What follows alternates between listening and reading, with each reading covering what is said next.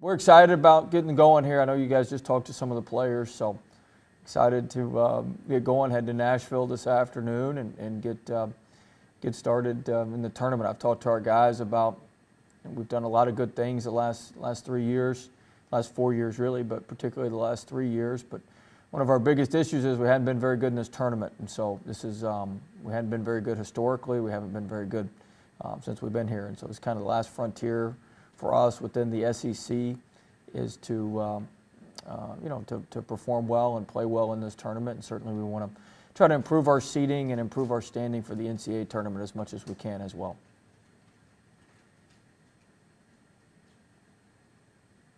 Right. Hey, Coach Wade, this is Craig Loper, Wavy 10, Norfolk, Virginia.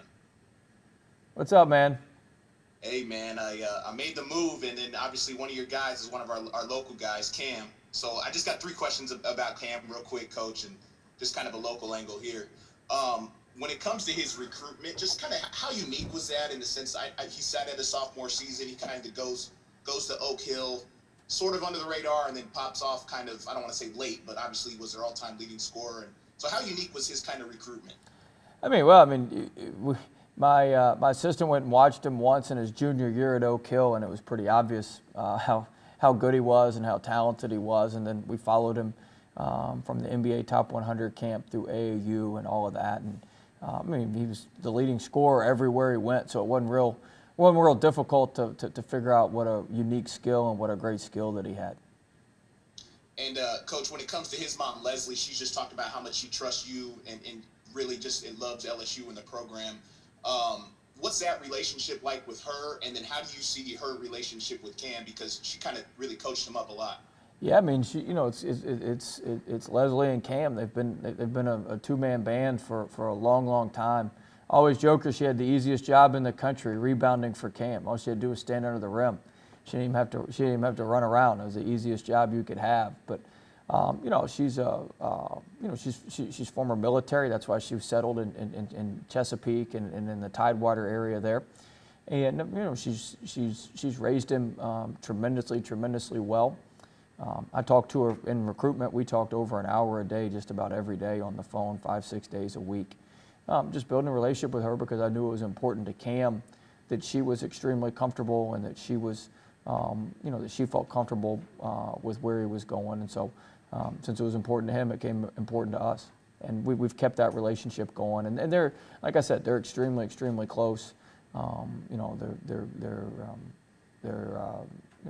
They've been there for each other for a long time through a lot of ups and downs, and they've got that really tight relationship. Last one for me, Coach. You spent a couple of years in the area at Richmond, VCU. When it comes to this area, whether it's Richmond or Hampton Roads, what are your thoughts just about recruiting this area and the talent? Oh, there's tons of talent. There's players everywhere. There's great high school basketball. There's great high school coaches in the area, and so we had a lot of really good players at VCU from that area, and it's a tremendous area for talent. Hey, Coach. Obviously Trandon actually just brought this up to us, but outside of Javante and Darius, nobody on this team really has much, postseason basketball experience, and so I was just curious, what the message has maybe been from the coaching staff side of things on just kind of what to expect over the next couple of weeks. And obviously you guys going from the SEC tournament straight to the NCAA tournament is going to throw another wrinkle into you guys, being away from Baton Rouge for an extended period of time. Yeah, I mean, it may be good. It may limit some distractions that you can have when when we can just stay together and be together and really be fairly isolated. But tournament basketball is different. We've talked to the team about kind of the rules of the tournament, what happens in a tournament setting where it's the SEC or NCAA tournament, and you just got to stick to those. Just like you got to stick to a 6-minute game at the end of the game, whatever it may be. You've got to stick to your formula and execute your plan as best you can.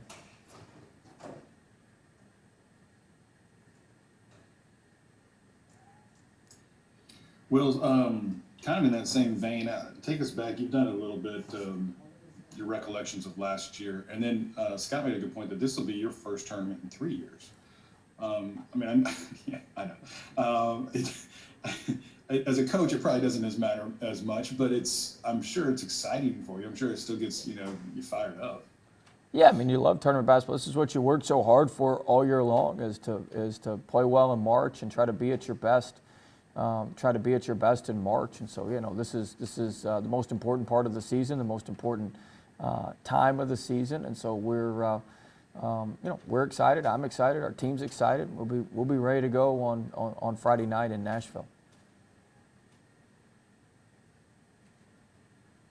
What was the other question? Oh, last year, yeah. I mean, it's crazy. It was a year, almost a year. I think today's a year to the day, maybe that we learned everything was canceled and changed, and our world's changed a lot since then, and a lot in that time. But we're excited to go back. We're excited to be back, and it's almost like it's come full circle. We canceled the tournament. Now we'll be back at the tournament and have some fans in there. It won't be a full tournament, but it's come full circle, so that's good.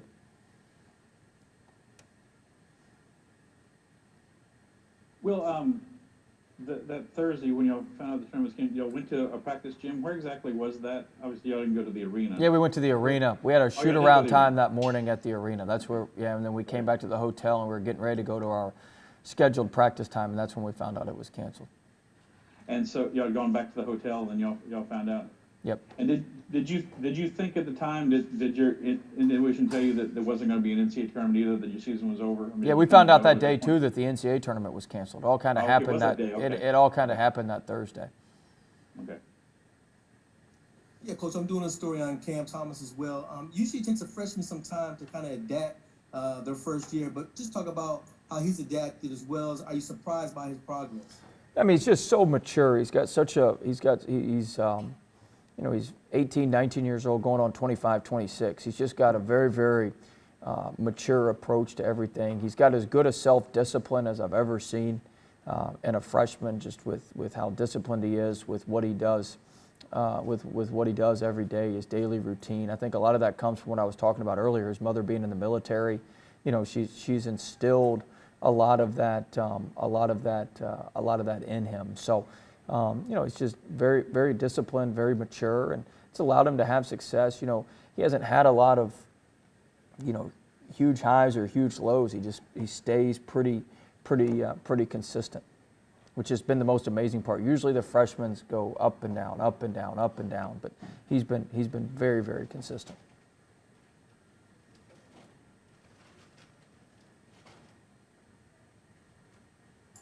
Well, I think the remarkable thing about your team is that they haven't played their best game yet. We've seen some brilliance, here and there, but how much do you talk to them about that? Having all five, whoever's on the floor at that time, to play as, their game, and just how dangerous do you think this team can be, knowing that, you've still got all that game in them? Well, we'll see. Hopefully we can show it here at some point, relatively quick, because time's running out. But I think something we've talked about, playing a full 40 minutes, playing a complete 40 minutes, doing what we do, for 40 minutes, and we haven't been able to put that together yet. But I think we've gotten closer. I thought the Missouri game was closer. I thought we've certainly gotten closer and been a little bit closer. And so we've got to we've got to keep plugging ahead and see if we can make it happen. We got a Billy question today. I guess we'll wrap up with him. Hey, Will. Trent had posted a video on Instagram, whatever, after the game against Missouri, and Skylar Mays, I guess, kind of came into their video chat or whatever. How much do the guys keep up with him, and do they lean on him a little bit to still kind of give some guidance from time to time? Oh yeah, Darius Days and Nas Reed are best friends. They talk every day. I'm on Days throws me his phone on FaceTime, and I talk to Nas a lot. And Skylar was in town. Actually, spent a bunch of time with Skylar on Monday of this week. We spent 20-30 minutes together. So he was in town, and so it was they lean on those guys. They're all very, very very, very close to each other. So that's a good thing. Do you like the music they were playing in the video there, Billy? Bow, bow, bow. nothing escapes Will's view. Really. Even that little flow you got kicking in the back. I see you. I see you there, everybody. Good job. What do you want your I thought team, Brandon said Billy was the last question, Cobble. You can't end on. Oh, okay.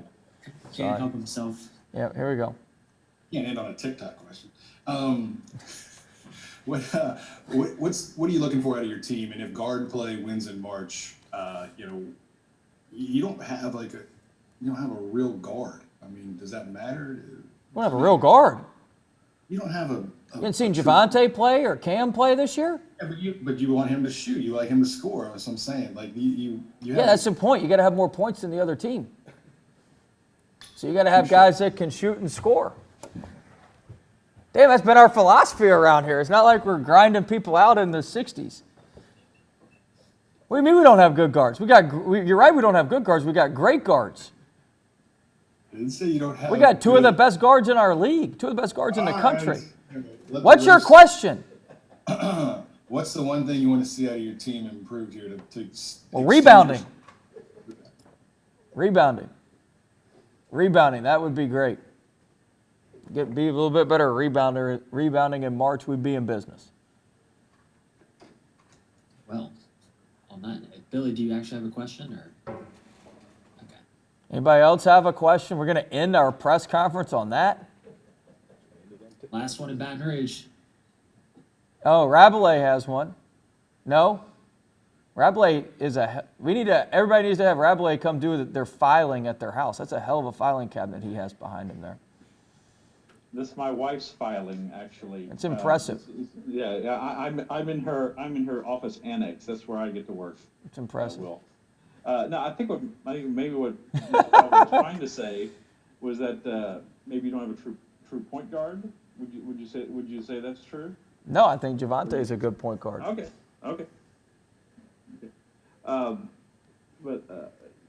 So rebounding. I did want to ask you about that. Is that something that can improve now in the postseason? I mean, I think if it's front of mind, I think that could certainly be helpful when it's front of mind. When it's been front of mind, rebounding wise, like we did a great job against a very, very physical Missouri team, and so when it's been front of mind, we've been able to do it. So we need to keep it that way here in tournament play. All right, guys, we'll see you from Nashville.